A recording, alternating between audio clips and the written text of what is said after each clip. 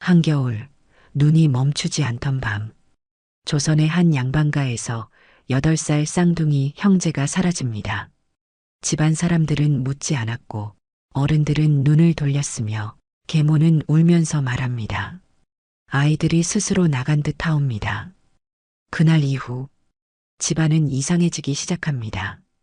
곡식은 줄고 돈은 새고 사람 사이의 믿음이 하나둘 무너집니다.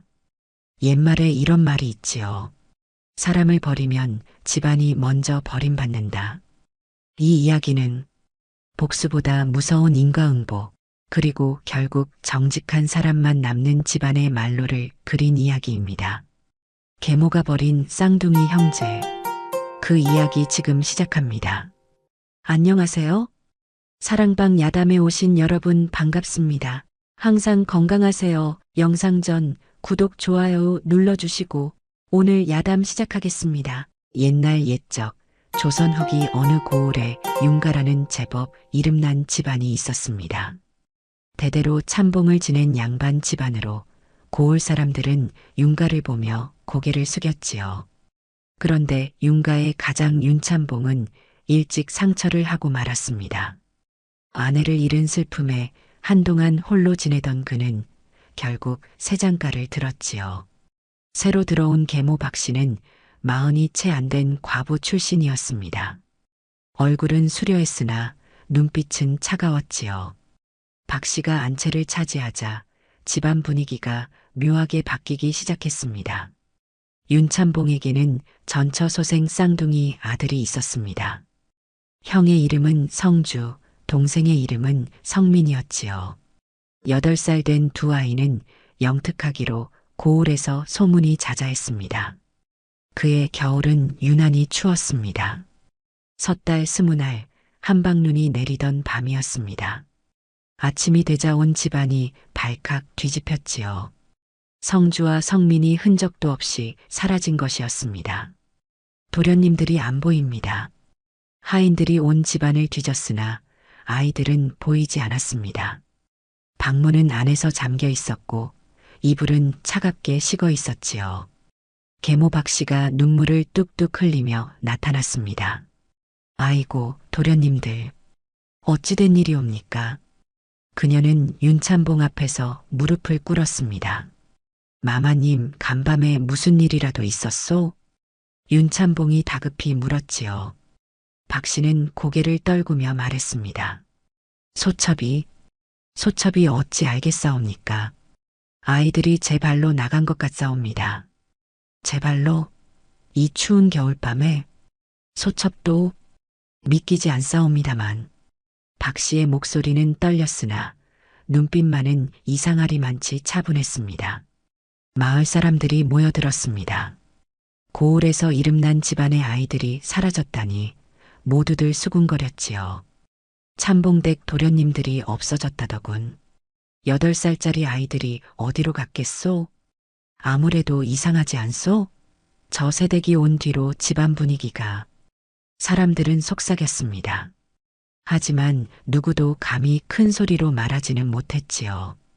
윤참봉은 사흘 밤낮을 아이들을 찾아 헤맸습니다. 온 마을을 뒤지고 산까지 뒤졌으나 아무런 흔적도 없었습니다. 박씨는 매일 안채에서 울음소리를 냈습니다. 아이고, 도련님들, 추운 데서 얼어 죽으면 어쩌나. 그러나 마을 노파 하나가 우물가에서 작게 중얼거렸습니다. 저 눈물이 너무 계산적이지 않소? 그 말을 들은 이는 고개를 끄덕였으나 입 밖에 내지는 못했습니다. 눈은 계속 내렸고 아이들의 흔적은 완전히 지워졌습니다. 눈이 그친 뒤 윤가 집안에서는 이상한 소문이 돌기 시작했습니다.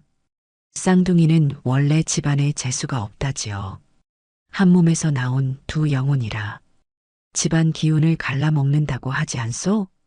처음에는 누가 그런 말을 퍼뜨렸는지 알 수 없었습니다. 하지만 곧 그 말의 근원이 드러났지요. 계모 박씨였습니다. 박씨는 집안 어른들을 하나씩 찾아다니며 말했습니다. 큰 도련님 성주는 어려서부터 몸이 약했사옵니다. 약간만 해도 한 달의 쌀서 말은 들어갔지요. 작은 도련님 성미는 영특하기는 하나 두 아이가 함께 있으니 집안 재물이 둘로 나뉘지 않겠사옵니까?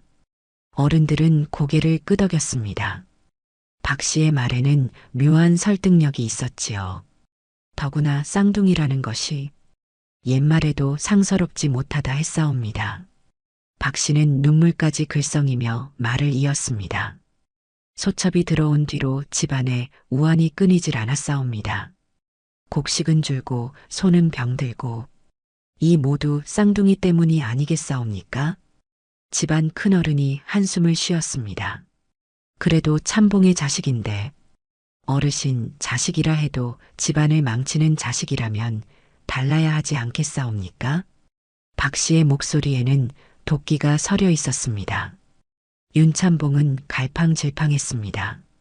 아내 말도 일리가 있고 어른들의 걱정도 이해가 갔지요. 무엇보다 그는 마음이 약한 사람이었습니다. 아이들이 돌아오면 그때 생각해 보겠소. 윤참봉의 대답은 힘이 없었습니다. 그날 밤 박 씨는 늙은 하인 하나를 불렀습니다. 너는 나를 따르겠느냐 아니면 이 집에서 쫓겨나겠느냐? 하인은 떨며 무릎을 꿇었습니다. 마님, 분부만 내려주시옵소서. 박 씨가 천천히 말했습니다.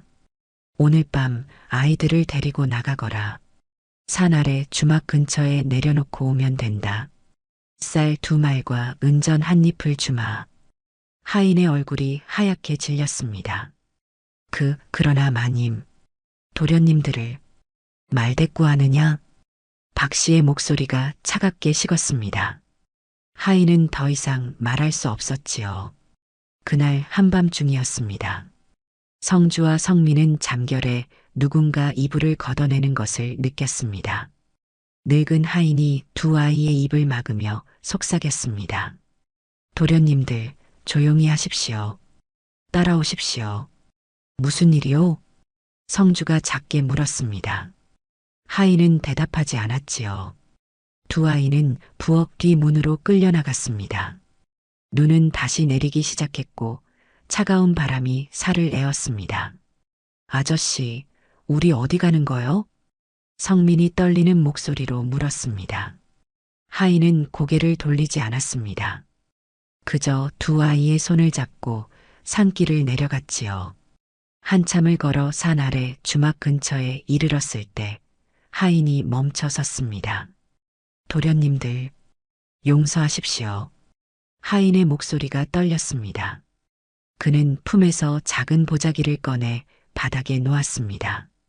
이것만 가지고 어디든 살 길을 찾으십시오.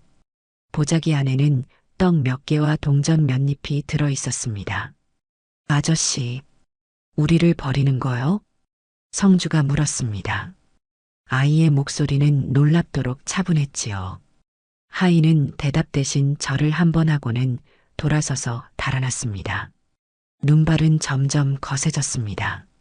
두 아이는 주막 뒤 헛간을 발견하고 그 안으로 기어 들어갔습니다. 성민이 형의 손을 꼭 잡으며 말했습니다. 형님, 우리 잘못한 게 있소? 성주는 동생을 끌어안으며 대답했습니다. 아니다, 성민아. 우리는 아무 잘못도 없다. 아이의 목소리에는 눈물이 없었습니다. 대신 단단한 무언가가 자리 잡기 시작했지요. 그날 밤 두 아이는 서로를 껴안은 채 잠들었습니다. 그들은 아직 몰랐습니다. 이 밤이 그들의 인생을 완전히 바꿀 것이라는 사실을 말이지요. 다음 날 아침 주막 주인이 헛간에서 이상한 소리를 들었습니다. 여보게, 헛간 쪽에서 무슨 소리가 나지 않소? 주인이 문을 열자 두 아이가 웅크린 채 떨고 있었습니다. 옷은 얼어붙었고 입술은 파랗게 질려 있었지요. 아니, 이게 무슨... 주인은 깜짝 놀라 아내를 불렀습니다. 하지만 주막 주인 내외는 가난했고 남의 자식을 거둘 형편이 못 되었습니다. 저 아이들, 어찌하면 좋겠소? 우리도 먹고 살기 바쁜데. 어쩔 수 없지 않소? 주인 내외는 안타까워하면서도 발길을 돌렸습니다. 그때였습니다. 잠깐만 기다리시오. 한 여인의 목소리가 들렸습니다. 39쯤 되어 보이는 과부 바느질꾼이었지요. 그녀의 이름은 김씨였습니다. 김씨는 마을에서 품을 팔아 겨우 연명하는 가난한 과부였습니다. 병든 딸 하나를 키우며 살아가는 처지였지요. 저 아이들, 제가 데려가겠습니다. 주막 주인이 놀라 물었습니다. 부인, 당신도 형편이 어려우시지 않소? 어찌 남의 자식까지? 김씨가 조용히 대답했습니다. 형편이야 어렵지요. 하지만 저 아이들을 그냥 두고 가면 제 마음이 더 아플 것 같습니다. 그녀는 두 아이에게 다가가 무릎을 꿇었습니다. 아이들아, 일어날 수 있겠느냐? 성주가 먼저 눈을 떴습니다. 형은 여인의 얼굴을 또렷하게 바라보았지요. 그리고는 동생을 깨웠습니다. 성민아, 일어나거라. 성민이 천천히 눈을 떴습니다. 동생은 여인의 눈빛을 보더니 작게 말했습니다. 이분은 나쁜 사람이 아니에요, 형님. 김 씨는 놀랐습니다. 아이가 자신의 마음을 읽은 것 같았지요.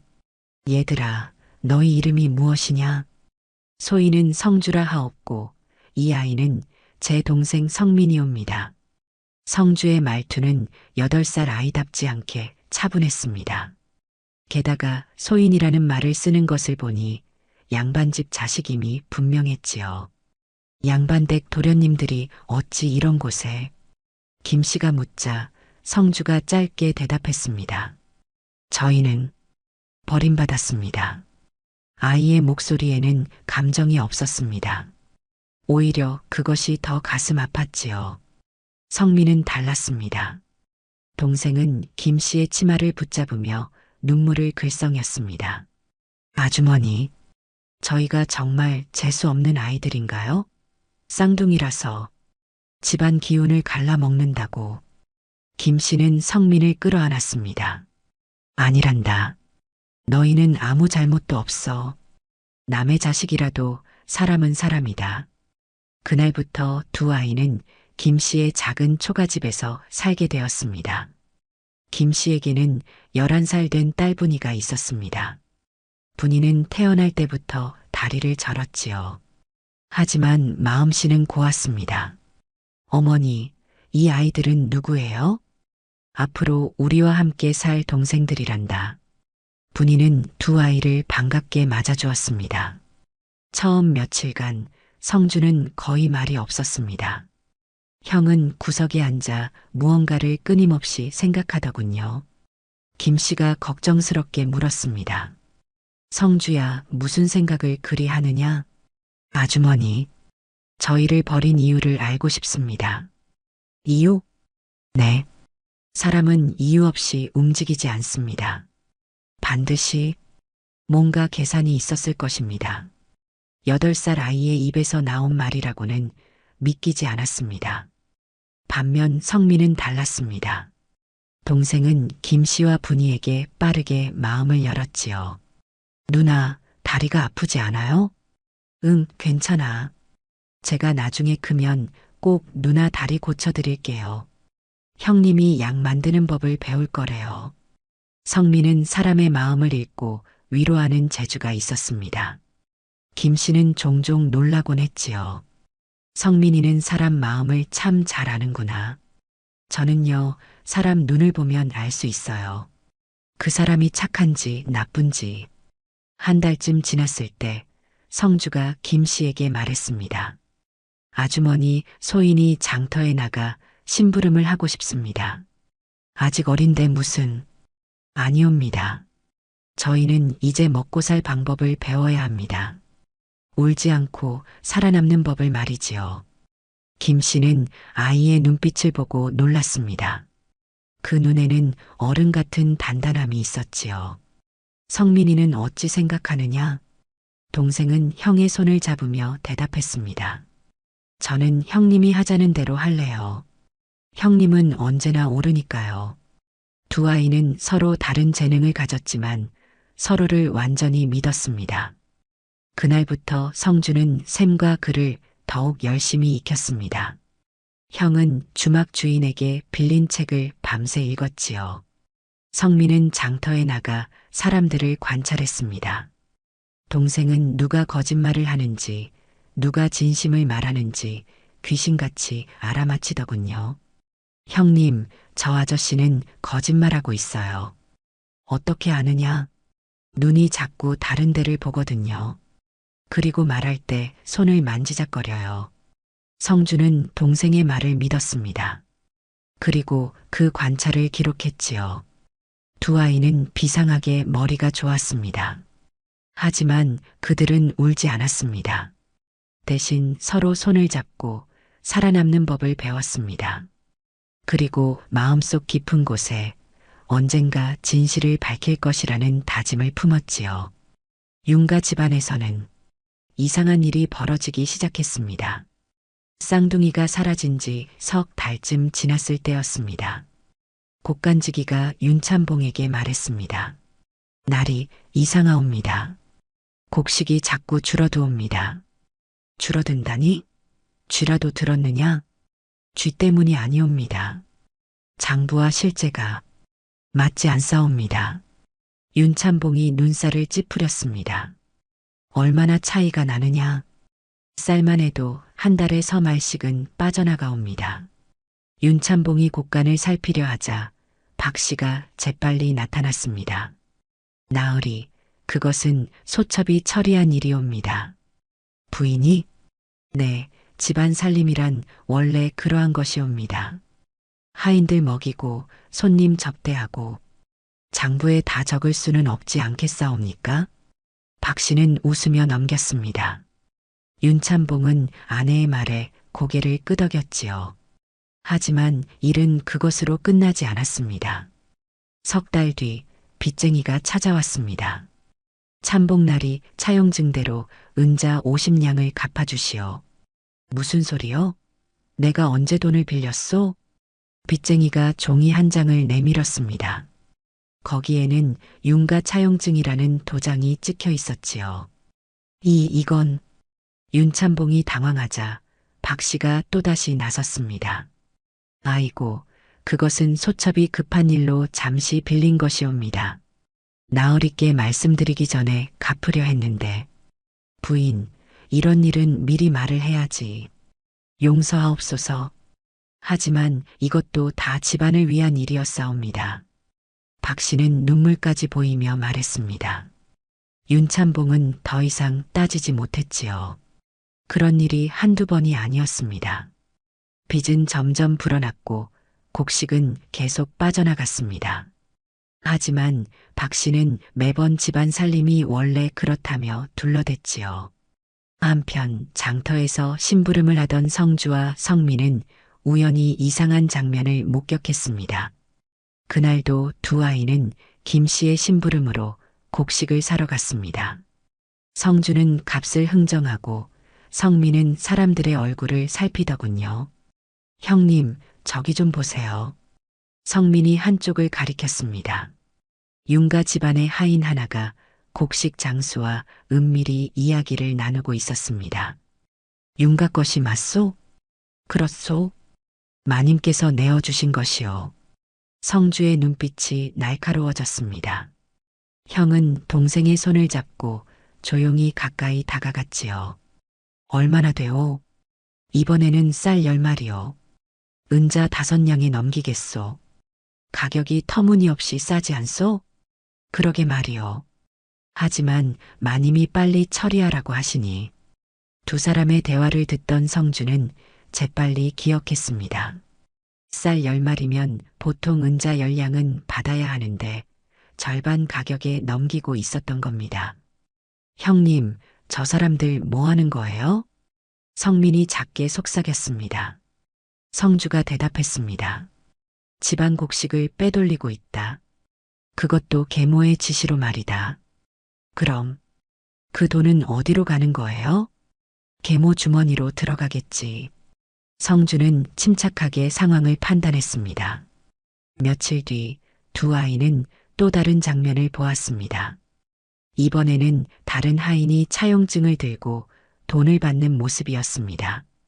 윤가 도장이 찍혀 있으니 확실하지요? 그렇소. 이것으로 은자 30냥을 받겠소. 윤참봉이 알고 있는 일이요? 그야 마님이 알아서 하시는 일이지요. 성주는 곧장 김 씨의 집으로 돌아와 말했습니다. 아주머니, 종이와 붓을 빌려주시겠습니까? 무엇에 쓰려고? 기록을 남기려 합니다. 우리가 본 것들을 말이지요. 성주는 그날부터 장부를 만들기 시작했습니다. 날짜, 장소, 거래 내용, 금액, 모든 것을 빠짐없이 적어 나갔지요. 형님, 이걸 왜 적어두는 거예요? 성민이 물었습니다. 성주가 차분히 대답했습니다. 언젠가 필요할 날이 올 것이다. 사람들은 말을 믿지 않는다. 하지만 기록은 믿는다. 그럼 우리가 나중에 이걸 가지고 그렇다. 진실을 밝힐 때 이것이 칼이 될 것이다. 성민은 형의 말을 이해했습니다. 동생은 사람 마음을 읽는 재주가 있었지만 형은 미래를 내다보는 눈이 있었던 겁니다. 성민아, 너는 사람들을 잘 관찰해라. 누가 거짓말을 하는지, 누가 계모와 한패인지, 그것을 내게 알려다오. 알겠어요, 형님. 두 아이는 그날부터 더욱 주의 깊게 장터를 다녔습니다. 성주는 숫자와 날짜를 기록했고, 성민은 사람들의 얼굴과 말투를 기억했습니다. 그리고 형제는 깨달았습니다. 우릴 버린 날부터 돈이 움직이기 시작했어. 성주가 중얼거렸습니다. 장부를 보니 모든 일이 자신들이 집에서 쫓겨난 직후부터 시작되었던 겁니다. 계모는 우릴 버리고 집안 재산을 빼돌릴 계획이었던 거야. 성민이 분노했습니다. 형님, 우리 이제 어떻게 해요? 성주는 조용히 장부를 덮으며 말했습니다. 아직은 때가 아니다. 우리는 더 커야 하고 더 많은 증거를 모아야 한다. 복수는 서두르는 것이 아니란다. 8살 아이의 입에서 나온 말이라고는 믿기지 않았습니다. 하지만 성주의 눈빛에는 단단한 결의가 서려 있었지요. 그날 밤 두 형제는 서로를 바라보며 다짐했습니다. 언젠가 반드시 진실을 밝히겠다고 말이지요. 세월이 흘러 쌍둥이는 15이 되었습니다. 성주는 키가 훌쩍 자라 이제 어엿한 청년의 모습이 되었습니다. 형은 글과 셈에 더욱 뛰어나졌고 주막 주인에게 빌린 책들을 모두 읽어냈지요. 성주야, 너는 서당에 다녔어도 장원급제했을 것이다. 김 씨가 감탄하며 말했습니다. 아주머니, 소인은 과거 같은 것에 관심이 없습니다. 다만 진실을 밝힐 힘을 기르고 싶을 뿐입니다. 성주의 목소리는 여전히 차분했습니다. 성민은 형과는 다른 방식으로 성장했습니다. 동생은 장터에서 온갖 사람들을 만나며 사람 마음을 읽는 재주를 더욱 갈고 닦았지요. 성민아, 저 양반이 거짓말을 하고 있는지 어떻게 아느냐? 목소리가 평소보다 높아졌어요. 그리고 손을 계속 주머니에 넣었다 뺐다 하잖아요. 불안한 거예요. 성민의 관찰력은 이제 귀신 같은 수준이었습니다. 어느 날 두 형제는 장터에서 윤가의 머슴 하나를 우연히 만났습니다. 너희들 혹시 윤가 도련님들 아니냐? 늙은 머슴이 두 아이를 알아보았습니다. 하지만 곧 놀라 입을 다물더군요. 성민이 재빨리 다가가 말했습니다. 아저씨, 우리를 아시는군요. 윤가는 요즘 어떻습니까? 머슴은 주위를 살피더니 작은 목소리로 말했습니다. 도련님들, 참복나리께서는 아직도 당신들이 도망쳤다고 믿고 계십니다. 성주의 눈빛이 번쩍였습니다. 아버지께서 아직도? 그렇습니다. 마님께서 나리를 완전히 속이고 계시지요. 나리는 매년 제삿날마다 도련님들을 위해 밥상을 차리십니다. 성민의 가슴이 먹먹해졌습니다. 아버지께서 우리를 찾고 계신 겁니까? 처음 몇 년은 그러셨습니다. 하지만 마님이 계속 아이들이 스스로 떠났다고 하시니 이제는 체념하신 것 같습니다. 머슴은 한숨을 쉬었습니다. 하지만 집안 형편은 나날이 나빠지고 있습니다. 빚은 늘어나고 땅은 팔리고 마님의 소생 도련님은 노름에 빠져 사고만 치고 계시지요. 계모의 아들이 성주가 조용히 중얼거렸습니다. 그 도련님은 이름이 무엇입니까? 성욱이라 하옵니다. 올해 13살이 되었지요. 하지만 버릇이 없기로 유명합니다. 머슴은 더 말하려다 주위를 보고는 황급히 떠났습니다. 두 형제는 그날 밤 김씨의 집에 돌아와 오래도록 이야기를 나누었습니다. 형님, 아버지는 우리가 도망쳤다고 믿고 계신데요. 성민의 목소리에는 서운함이 묻어났습니다. 아버지는 속고 계신 것이다.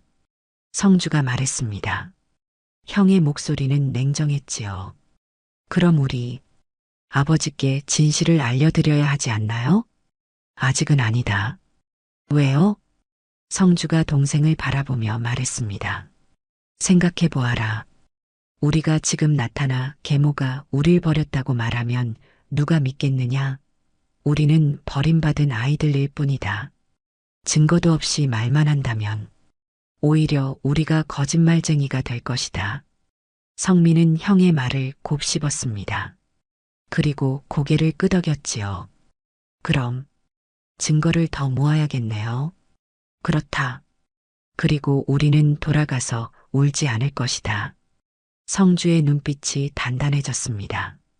우리의 목표는 복수가 아니라 진실이다. 아버지가 눈을 뜨게 만들고 계모의 거짓을 세상에 드러내는 것이다. 그럼 어떻게 해야 하죠? 성주는 지난 7년간 모아온 장부를 꺼냈습니다. 이것만으로는 부족하다. 우리에게 필요한 것은 결정적인 증인이다. 그날 밤 우리를 끌고 나갔던 하인 말이다. 아, 그 할아버지요. 그렇다. 그가 진실을 증언한다면 모든 것이 달라질 것이다. 성민이 걱정스럽게 물었습니다. 하지만 그분이 증언해 주실까요? 계모가 무서워서. 그래서 우리는 그를 설득할 방법을 찾아야 한다. 성주는 차분히 계획을 세우기 시작했습니다. 사람은 두 가지로 움직인다. 두려움과 양심이다.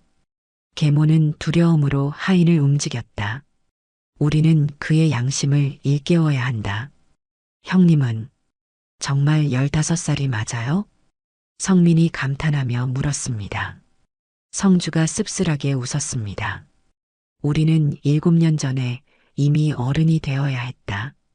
살아남기 위해서 말이다. 그날 밤 성주는 장부에 새로운 기록을 남겼습니다. 15살이 된 오늘, 우리는 돌아갈 준비를 시작한다. 복수가 아니라 진실을 위하여. 성민은 창밖을 바라보며 중얼거렸습니다. 아버지, 조금만 기다려주세요. 우리가 곧 진실을 가지고 돌아갈 테니까요. 달빛이 두 형제를 비추었습니다. 그들은 더 이상 버림받은 아이들이 아니었습니다. 진실을 밝힐 준비가 된 청년들이었지요. 7년간의 기다림이 이제 끝나가고 있었습니다. 그의 여름 윤가에 큰 사건이 터졌습니다. 계모 박 씨의 아들 성욱이 서당에서 심각한 사고를 쳤던 겁니다. 13살 된 성욱은 다른 양반집 자제와 다투다 그 아이를 크게 다치게 만들었지요. 윤참봉, 당신 아들이 우리 아이 팔을 부러뜨렸소. 상대 집안의 아버지가 윤가로 쳐들어왔습니다. 이게 무슨 말씀이요? 윤참봉이 황급히 나왔습니다. 박 씨는 안채에서 얼굴이 하얗게 질려 있었지요. 당장 관가에 고발하겠소. 당신네 아들은 버릇이 없기로 소문이 자자하지 않소? 소문은 금세 마을에 퍼졌습니다. 윤가 도련님이 또 사고를 쳤다더군. 이번이 처음이 아니지 않소? 지난번에도 남의 집 담을 넘어 물건을 훔쳤다더니 계모소생이라 그런지 버릇이 영 아니오시다. 박 씨는 발을 동동 구르며 윤참봉에게 매달렸습니다. 나으리, 제발 좀 막아주십시오. 관가에 고발되면 우리 성욱이가 부인, 이번 일은 심각하오. 상대 집안이 워낙 완고하니 은자 100냥을 드리겠다 하십시오. 아니, 200냥이라도. 윤참봉이 깜짝 놀라 물었습니다. 200냥이라니 우리 집안에 그런 돈이 어디 있소? 소첩이 알아서 구하겠습니다. 박 씨는 그날 밤 비밀리에 움직였습니다. 고리대 금업자를 불러 윤가의 땅 문서를 담보로 거금을 빌렸지요. 그리고 그 돈으로 상대 집안의 입을 막았습니다. 하지만 일은 그것으로 끝나지 않았습니다. 돈을 받은 상대 집안 아버지가 술에 취해 장터에서 떠들어댔던 겁니다. 윤가에서 200냥을 줬소. 그 돈으로 내 아들 팔을 샀다는 거지. 200냥이라니. 윤가가 그렇게 부자였소? 아니, 요즘 윤가는 빚이 많다던데. 그 돈이 어디서 났을까? 소문은 걷잡을 수 없이 퍼져나갔습니다. 그 소문을 들은 사람들 중에 성주와 성민도 있었습니다. 형님, 들으셨어요? 윤가에서 200냥이나 뿌렸대요. 성민이 급히 말했습니다. 성주는 침착하게 물었습니다. 그 돈의 출처를 아는 사람이 있느냐? 다들 수상쩍다고 하던데요. 윤가는 요즘 빚이 많다는데 갑자기 거금이 어디서 났냐고. 성주의 눈빛이 반짝였습니다. 이것이 바로 기회다. 무슨 기회요? 계모가 약점을 드러냈다. 그녀가 어떻게 그 돈을 마련했는지 우리가 추적해 볼 필요가 있다. 두 형제는 곧바로 움직이기 시작했습니다. 성민은 자신의 특기를 살려 장터의 고리대 금업자들을 찾아다녔습니다. 동생은 사람들과 이야기를 나누며 자연스럽게 정보를 캐냈지요. 아저씨, 요즘 큰돈 빌려간 사람 없어요? 큰돈? 얼마나 큰 돈 말이냐? 100냥 이상이요. 고리대 금업자가 주위를 살피더니 작게 말했습니다. 윤가 마님이 땅 문서를 담보로 200냥을 빌려갔지. 이자도 엄청난데 말이야. 땅 문서요? 참봉나리가 아시는 일인가요? 글쎄, 도장은 윤가 것이 맞던데 참봉이 아는지는 모르겠구나. 성민은 곧바로 형에게 이 사실을 알렸습니다. 형님, 계모가 아버지 몰래 땅 문서를 담보로 돈을 빌렸대요. 성주는 즉시 이것을 장부에 기록했습니다. 그리고 조용히 말했습니다. 이것은 단순한 빚이 아니다.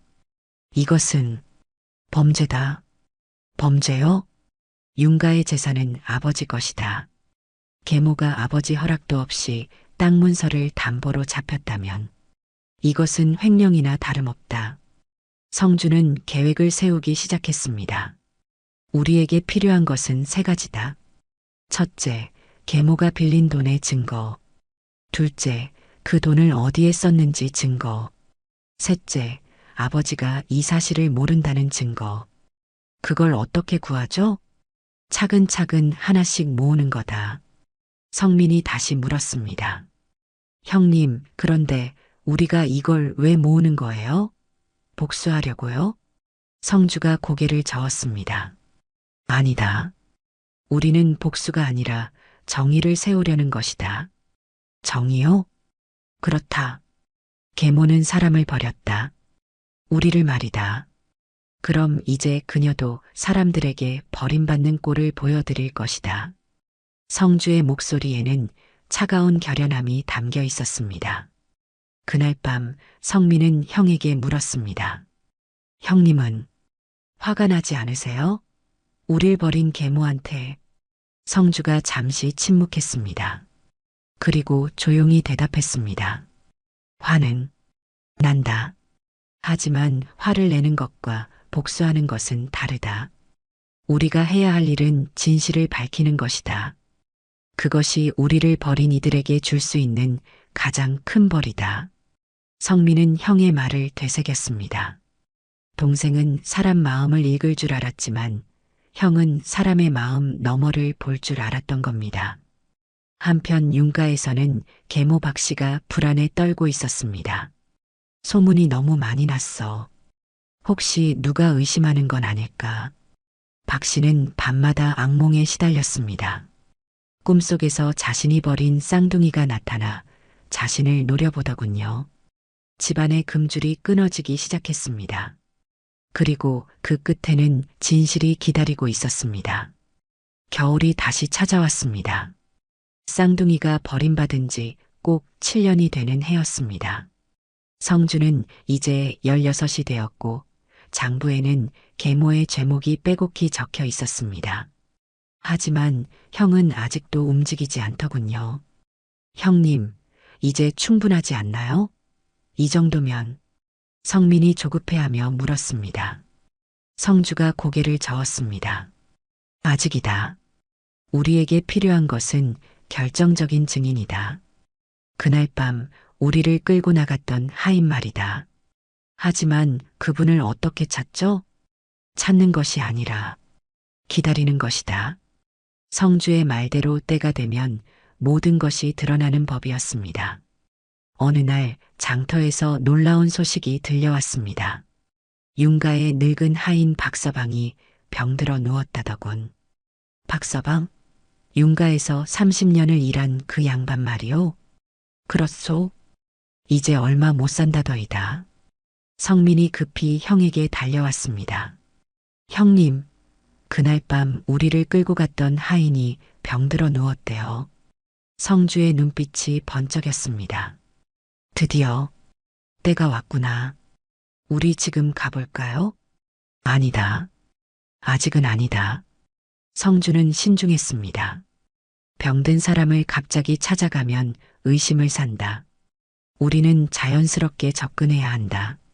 며칠 뒤 두 형제는 약재를 구해 그 하인의 집을 찾아갔습니다. 누구시오? 하인의 아내가 문을 열었습니다. 소인들은 지나가는 나그네입니다. 이 근처에 병든 분이 계시다 들었습니다. 성주가 공손히 말했습니다. 혹시 약이 필요하시지 않으신지요? 저희가 드릴 수 있습니다. 하인의 아내는 의심스러운 눈빛으로 두 청년을 바라보았습니다. 하지만 가난한 그들에게는 약을 살 돈이 없었지요. 그렇다면 고맙습니다. 두 형제는 집 안으로 들어갔습니다. 방 안에는 늙은 하인 박서방이 누워 있었습니다. 7년 전 그날 밤 자신들을 끌고 나갔던 바로 그 사람이었지요. 박서방은 두 청년을 보더니 눈을 크게 떴습니다. 너희들은? 오랜만입니다, 박서방. 성주가 조용히 말했습니다. 박서방의 얼굴이 창백해졌지요. 도련님들, 살아계셨습니까? 그렇습니다. 저희는 살아남았습니다. 성민이 다가가 박서방의 손을 잡았습니다. 동생은 그의 눈을 들여다보며 말했습니다. 아저씨, 그날 밤 우리를 버리고 도망치면서 울고 계셨지요? 박서방의 눈에서 눈물이 흘러내렸습니다. 용서하시오. 용서하시오. 이 늙은이는 너무 겁이 많았습니다. 저희는 원망하러 온 것이 아닙니다. 성주가 말했습니다. 다만 진실을 듣고 싶을 뿐입니다. 그날 밤 무슨 일이 있었는지 말씀해 주십시오. 박서방은 한참을 울다가 입을 열었습니다. 마님께서 저를 부르셨습니다. 그리고 은자 한 입과 쌀 2마리를 주시며 도련님들을 데리고 나가라 하셨습니다. 어디로 데려가라 하셨습니까? 산 아래 주막 근처에. 그냥 내려놓고 오라 하셨습니다. 성주가 차분히 물었습니다. 참복 나리께서는 아셨습니까? 아니옵니다. 나리께서는 전혀 모르시는 일이었습니다. 마님께서 몰래 하신 일이옵니다. 왜 그런 일을 하셨다고 생각하십니까? 박서방이 떨리는 목소리로 대답했습니다. 마님은 마님은 전처 소생인 도련님들이 눈엣 가시였습니다. 당신 아들 성욱 도련님만 키우고 싶으셨지요. 그래서 우리를 버리신 겁니까? 그렇습니다. 그리고 그 뒤로 마님은 집안 재산을 빼돌리기 시작하셨습니다. 곡식도 땅 문서도. 성주와 성민은 서로를 바라보았습니다. 그들이 모은 증거가 모두 사실이었던 겁니다. 박서방, 이 말씀을 다른 사람들 앞에서도 하실 수 있으십니까? 성주가 물었습니다.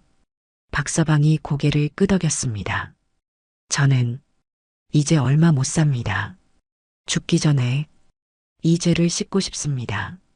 그럼 한 가지만 더 부탁드리겠습니다. 성주는 종이와 붓을 꺼냈습니다. 이 내용을 글로 남겨주십시오. 그리고 마을 어른들의 도장을 받겠습니다. 박서방은 떨리는 손으로 글을 적기 시작했습니다. 나 박철은 죽기 전에 고백하노라. 7년 전 섣달 20날 밤 윤가 마님 박씨의 명으로 어린 도련님 둘을 집에서 내보냈다. 마님은 나에게 은자 한 입과 쌀 2마를 주며 아이들을 산 아래에 버리라 하셨다. 참복나리께서는 이 사실을 전혀 모르셨다.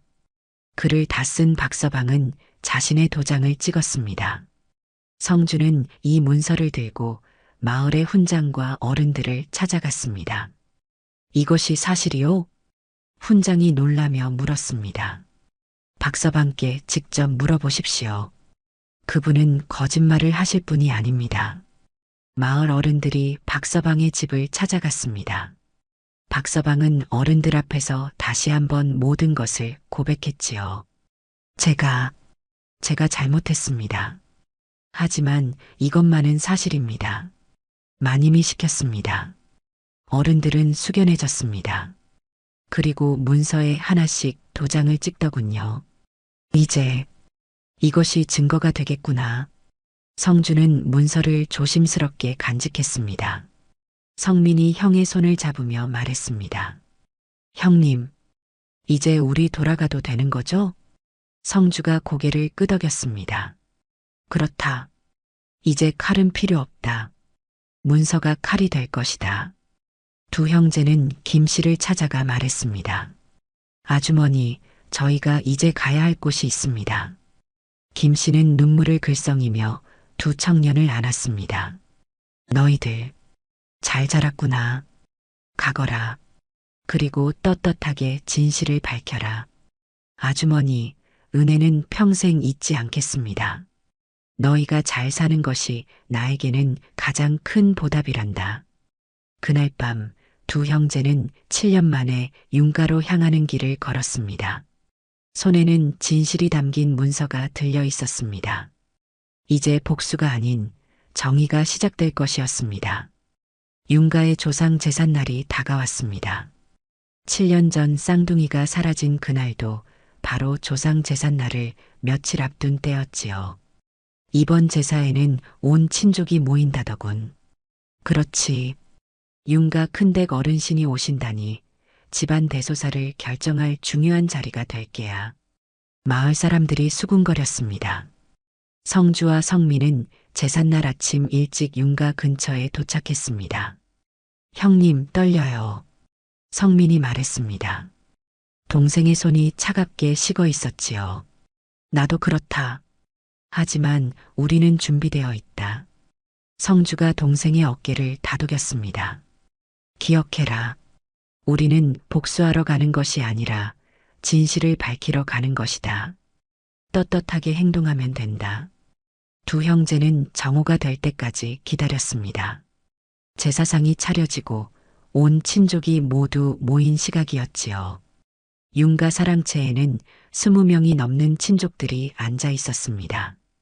윤참봉은 상석에 앉아 있었고 계모 박씨는 그 옆에서 공손한 척 앉아 있었습니다.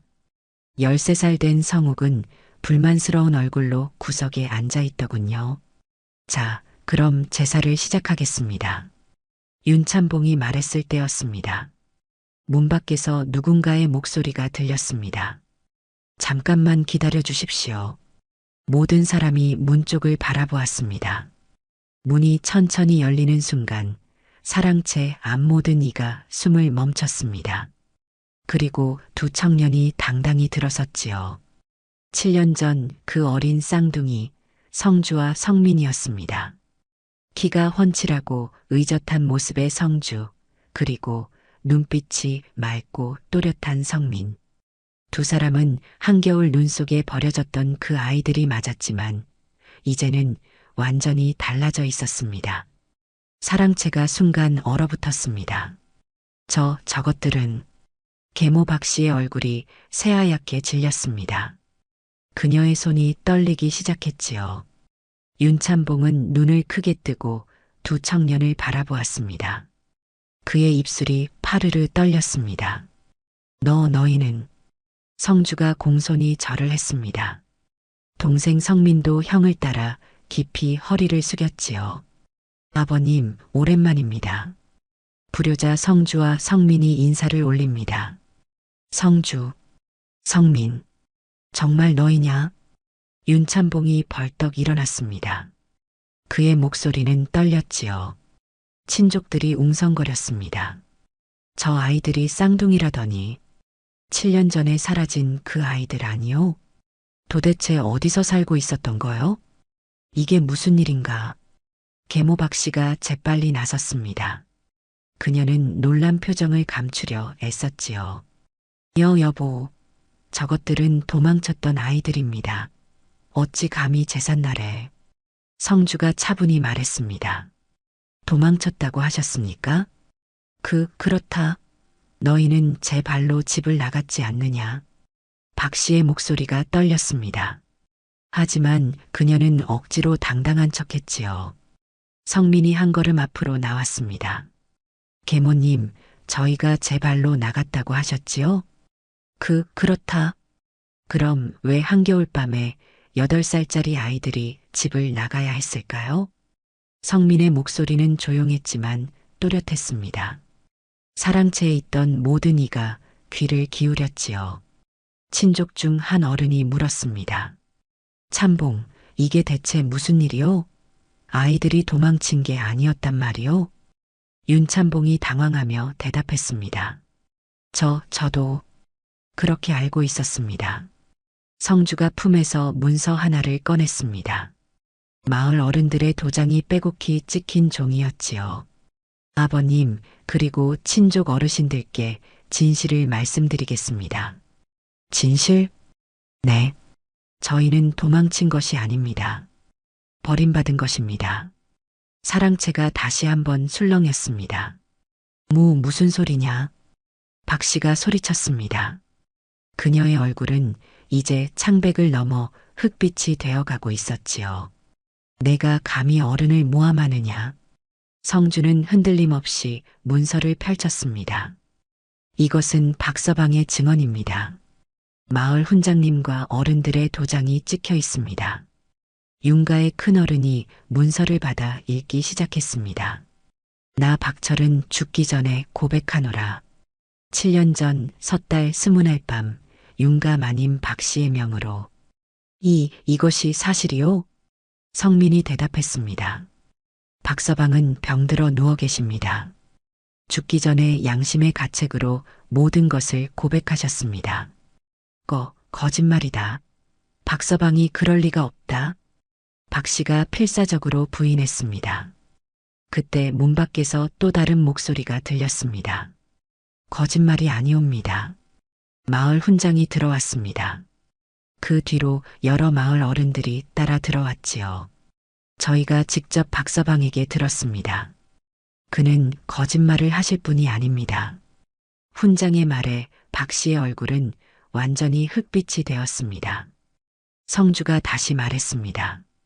그날 밤 계모님께서는 박서방에게 은자 한 입과 쌀 2마를 주며 저희를 산 아래에 버리라 하셨습니다. 아니다. 아니야. 박 씨가 소리쳤습니다. 하지만 그녀의 목소리에는 더 이상 힘이 없었지요. 그럼 이것은 무엇입니까? 성주가 또 다른 문서를 꺼냈습니다. 7년간 모은 계모의 비리가 빼곡히 적힌 장부였지요. 이것은 지난 7년간 계모님께서 집안 재산을 빼돌린 기록입니다. 날짜, 장소, 금액, 증인 모두 기록되어 있습니다. 윤찬봉이 장부를 받아들었습니다. 그의 손이 떨렸지요. 페이지를 넘길 때마다 그의 얼굴은 점점 더 굳어져 갔습니다. 이것이 저희가 사라진 바로 그날부터 곡식이 빠져나가기 시작했습니다. 그리고 아버님 모르게 땅 문서를 담보로 거금을 빌리셨지요. 친족들이 웅성거렸습니다. 이게 사실이요, 찬봉? 나는 몰랐어. 나는 정말. 윤찬봉의 목소리가 떨렸습니다. 그의 눈에서 눈물이 흘러내리기 시작했지요. 박 씨가 무릎을 꿇었습니다. 나으리, 이것은 모함입니다. 저 아이들이 저를 모함하는 겁니다. 하지만 아무도 그녀의 말을 믿지 않았습니다. 성민이 마지막으로 말했습니다. 계모님, 저희는 복수하러 온 것이 아닙니다. 다만 진실을 밝히러 왔을 뿐입니다. 침묵이 흘렀습니다. 그리고 윤찬봉이 천천히 무릎을 꿇었습니다. 성주야, 성민아, 아비가 잘못했다. 그의 목소리에는 깊은 회한이 담겨 있었습니다. 제삿날에 돌아온 두 형제. 그들은 이제 더 이상 버림받은 아이들이 아니었습니다. 진실을 밝힌 정의로운 청년들이었지요. 사랑채의 침묵을 깬 것은 윤가의 큰어른이었습니다. 박 씨, 이 모든 것이 사실이요? 큰어른의 목소리는 차갑고 단호했습니다. 박 씨는 바들바들 떨며 변명을 늘어놓았습니다. 아니옵니다. 저 아이들이 거짓말이라고? 성주가 조용히 끼어들었습니다. 그럼 이것도 거짓말입니까? 형은 또 다른 문서를 꺼냈습니다. 고리대금업자의 차용증이었지요. 지난 여름 계모님께서는 아드님 성욱의 사고를 덮기 위해 200냥을 빌리셨습니다. 윤가의 남쪽 논을 담보로 말입니다. 뭐라고? 윤찬봉이 벌떡 일어났습니다. 그의 얼굴이 붉게 달아올랐지요. 남쪽 논을 담보로? 내가 언제 그런 허락을? 아버님께서는 모르셨습니다. 계모님께서 아버님의 도장을 몰래 사용하셨으니까요. 친족들의 웅성거림이 커졌습니다. 도장을 몰래 사용했다고? 이것은 횡령이 아니오. 집안 재산을 제 멋대로. 이런 여자를 안채해 두었다니. 성민이 말을 이었습니다. 그뿐만이 아닙니다. 지난 7년간 계모님께서는 장터 상인들에게 뒷돈을 주며 집안 곡식을 헐값에 넘기셨습니다. 증거가 있느냐? 큰어른이 물었습니다. 여기 장터 곡식 장수 김서방의 증언이 있습니다. 성주가 또 다른 문서를 내밀었습니다. 그러자 문 밖에서 준비된 증인들이 하나둘씩 사랑채로 들어오기 시작했지요. 소인이 증언하겠습니다. 마님께서 매달 쌀 10말씩을 헐값에 넘기라 하셨습니다. 소인도 증언하겠습니다. 마님께서 윤가의 곡식을 빼돌리라 시키셨습니다. 소인은 차용증을 위조하라는 지시를 받았습니다.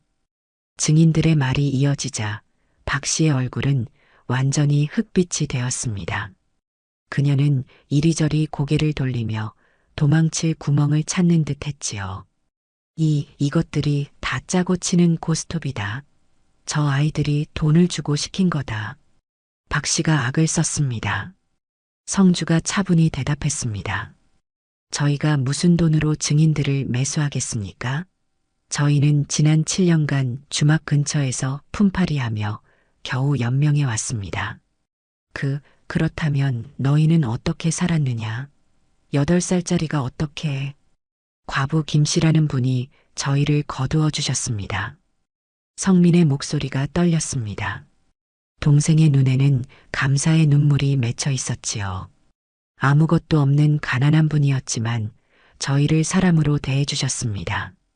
계모님께서는 저희를 버리셨지만 세상에는 더 따뜻한 사람이 있었습니다. 그 말에 사랑채가 숙연해졌습니다. 윤참봉이 두 손으로 얼굴을 가렸습니다. 내가 무슨 짓을 한 거냐? 큰어른이 박 씨를 향해 냉정하게 말했습니다. 박 씨, 더 이상 변명은 듣지 않겠소. 증거와 증인이 모두 있는데 무슨 말이 더 필요하오? 저는 박 씨의 목소리가 떨렸습니다. 집안의 자식을 버린 죄, 가장 몰래 재산을 빼돌린 죄, 도장을 위조한 죄. 이 모든 것이 용서받을 수 없는 일이요. 친족들이 하나둘 고개를 끄덕이기 시작했습니다. 맞소. 이것은 용서할 수 없는 일이요. 집안의 체면이 땅에 떨어졌소. 어린 자식들을 한겨울밤에 내다버리다니. 짐승만도 못한 짓이요. 저런 여자를 안채에 두었다니. 여론이 완전히 뒤집혔습니다. 박 씨를 동정하는 목소리는 단 하나도 없었지요. 박 씨는 마지막으로 자신의 아들 성욱을 끌어안으며 울부짖었습니다. 내 아들을 위해서였소. 전처 소생들이 있으면 내 아들이 설 자리가 없지 않소. 그래서 어린 자식들을 추운 겨울밤에 내다버렸단 말이오. 큰어른의 목소리가 차가웠습니다. 당신은 사람이 아니오. 짐승도 제 새끼는 버리지 않는데 남의 어린 자식을 그렇게, 그것도 8살짜리 아이들을, 그리고 7년 동안 집안 재산을 빼돌리다니. 박 씨가 무너져 내렸습니다. 그녀는 바닥에 주저앉아 오열했지요. 윤참봉이 천천히 두 아들에게 다가왔습니다.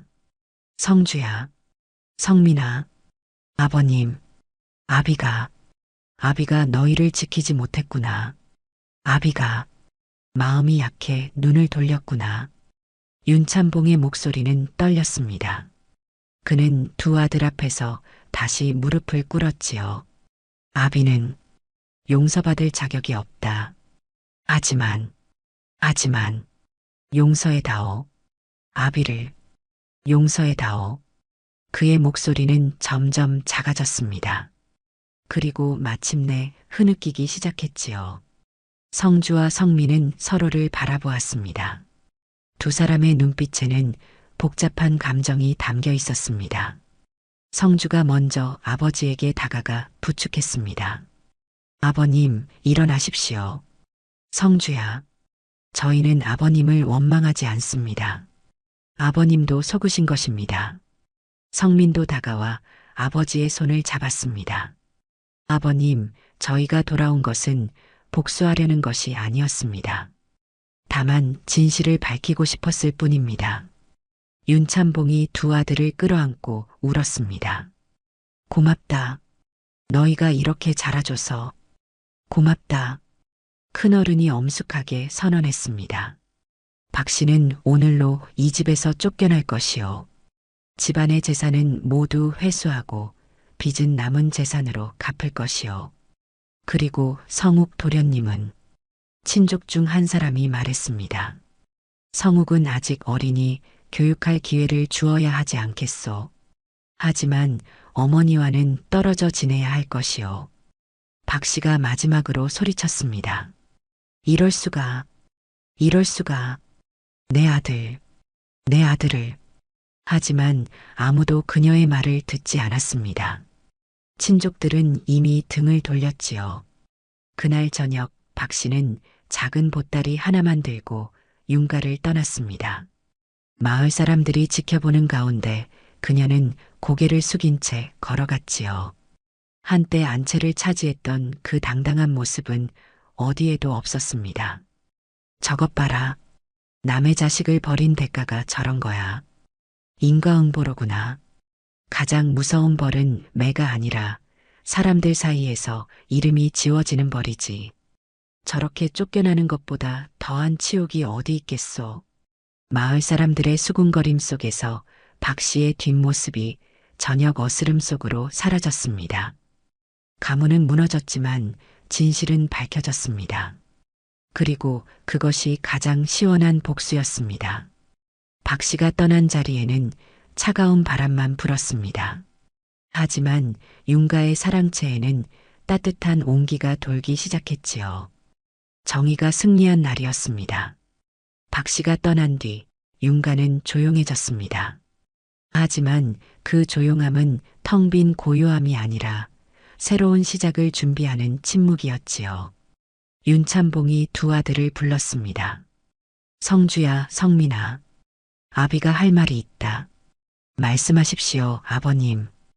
윤참봉은 한참을 침묵하다 입을 열었습니다. 너희는 원망하지 않느냐? 아비를. 성주가 차분히 대답했습니다.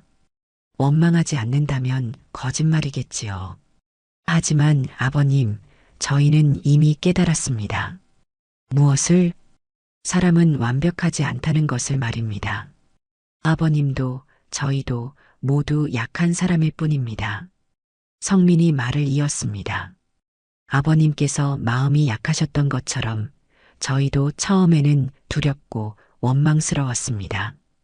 하지만 김씨 아주머니를 만나면서 배웠어요. 용서하는 법을요. 윤참봉의 눈에 눈물이 맺혔습니다. 너희가 이렇게 자라줘서 고맙구나. 성주가 아버지에게 제안했습니다. 아버님, 소인이 한 가지 청이 있습니다. 무엇이든 말해보거라. 김씨 아주머니를 이 집으로 모셔오고 싶습니다. 윤참봉이 즉시 고개를 끄덕였습니다. 당연한 일이다. 너희를 살려준 은인이시니 당장 가마를 보내겠다. 그리고 아주머니의 딸분이도 함께요. 분이는 다리가 불편하지만 마음씨가 고운 아이입니다. 그것도 좋다. 우리 집안이 은혜를 갚아야지. 다음 날 김씨와 분이가 윤가에 도착했습니다. 김씨는 큰 집을 보고 주눅이 들었지만 윤참봉이 직접 나와 맞이했습니다. 은인께서 오셨습니다. 저를 받아주십시오. 윤참봉이 깊이 절을 했습니다. 김씨가 깜짝 놀라 말했습니다. 나으리, 이게 무슨, 제 자식들을 살려주신 은혜를 어찌 갚겠습니까? 부디 이 집에서 편히 지내주십시오. 김씨의 눈에 눈물이 고였습니다.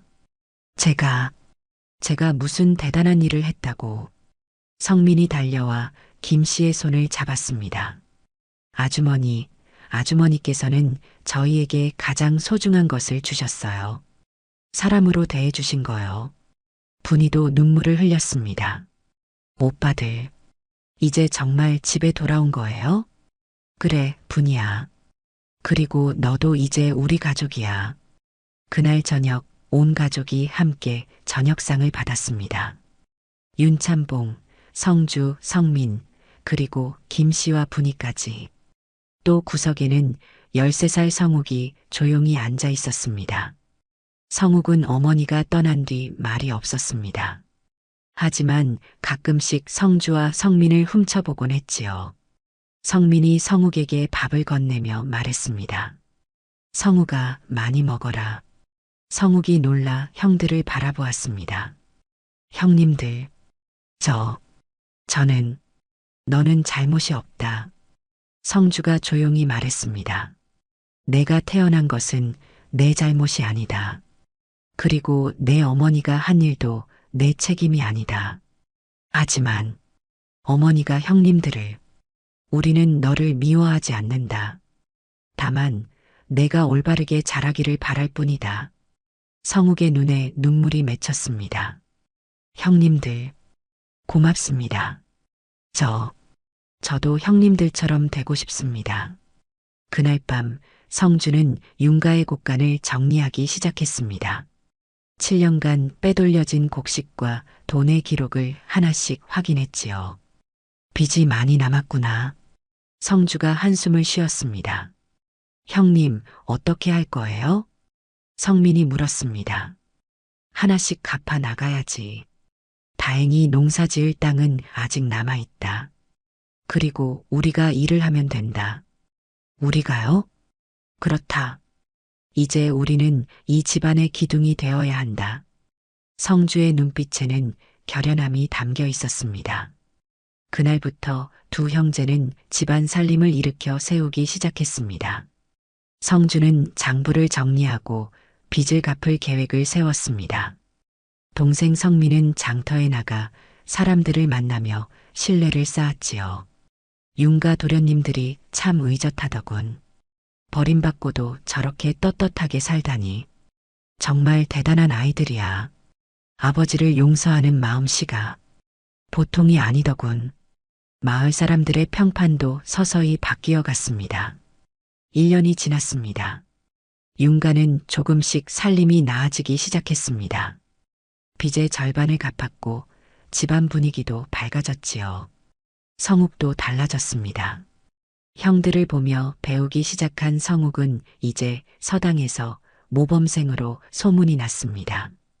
어느 봄날 성주가 아버지에게 말했습니다. 아버님, 저희는 집을 얻으러 온 게 아니었습니다. 그럼 사람을 되찾으러 왔습니다. 아버님과 저희 자신을 말입니다. 윤참봉이 아들의 손을 꼭 잡았습니다. 성주야, 내가 진정한 이 집안의 기둥이구나. 성민이 김 씨의 손을 잡으며 말했습니다. 아주머니께서 저희를 살려주셨어요. 그러니 아주머니도 우리 가족입니다. 김 씨가 눈물을 닦으며 미소 지었습니다. 너희들 정말 잘 자랐구나.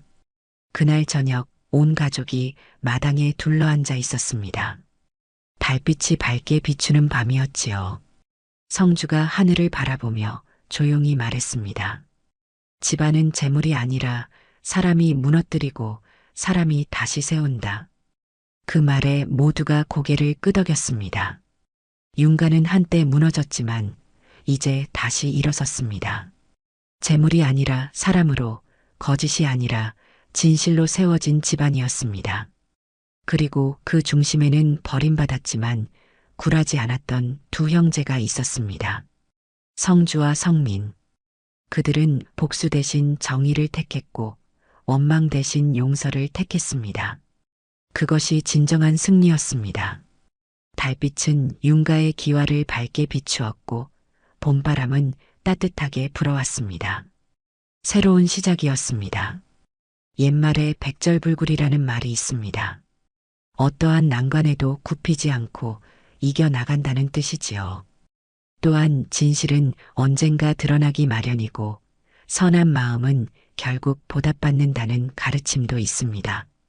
윤가의 쌍둥이 형제는 버림받는 고통 속에서도 올바른 길을 걸었습니다. 복수가 아닌 진실을, 원망이 아닌 용서를 택했던 것이지요.